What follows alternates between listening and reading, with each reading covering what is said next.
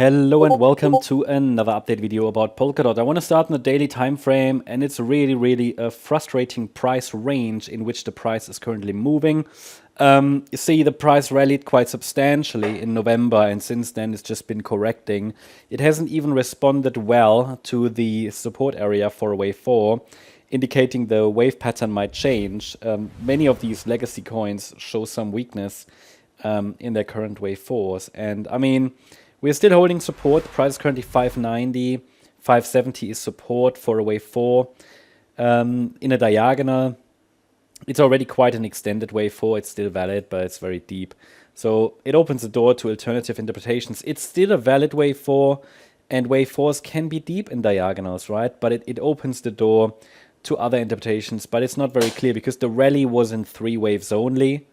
We also haven't really formed a higher high, so it's range-bound movement. One of those alternative interpretations would be that either the bull market has topped, and remember, I'm not very bullish on DOT anyway, but I wanted to see one more high, but it's starting to morph. So another interpretation I'm exploring is the idea either it's topped, we talked about that before, that's nothing new. In that case, wave 2 has topped, and we're like wave 1 down, wave 2 up, and goodbye. Okay, so that would be, however, only confirmed with a break below the August low.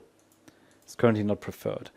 Another interpretation that I'm exploring is the idea of a triangle, that the wave B that presumably bottomed in August, and the white count is the preferred interpretation still, and in the white count that B wave bottomed here, that this B wave is unfolding as a triangle. So we have this A wave here in March 24, and then the triangle would be A wave, B wave, C wave, D wave, E wave, in wave B. Would obviously be boring, and then a C wave up before we break down. So these are all alternative interpretations. I mean, the bottom line is we're in a range. I mean, that's the main takeaway here, right? The price is forming pretty much higher lows and lower highs, and that just looks like a triangle. So it's something to be aware of.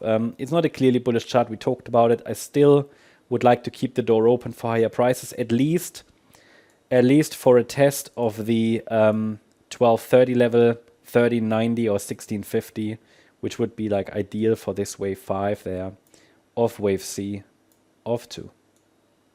Let's go to the smaller time frame for DOT.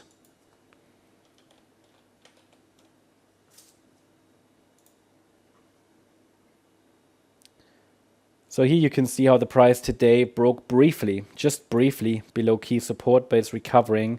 But the next step for the bulls would be, and this is the wave 4 that we just talked about, right, which is still valid, even if below support, but it's even though it broke briefly support, yeah, it's still valid because there isn't really an invalidation point for a wave 4 in diagonal. Well, there is. It's the low of the wave 2, but we're far away from that. So we have to, there's nothing immediately bullish, I have to say that. So there's no like short-term long trade setup or anything, or any confirmation the price has bottomed. So it moved down. I could call that maybe a WXY structure, and the Y wave is an A, B, C, and it might need one more low. I mean, the microstructure isn't very clear here. First objective for the bulls would be a break back above the yellow line, located around $6.06, $6.07, and then a break above the last swing high there at around $6.47. Those would be the next targets for the bulls.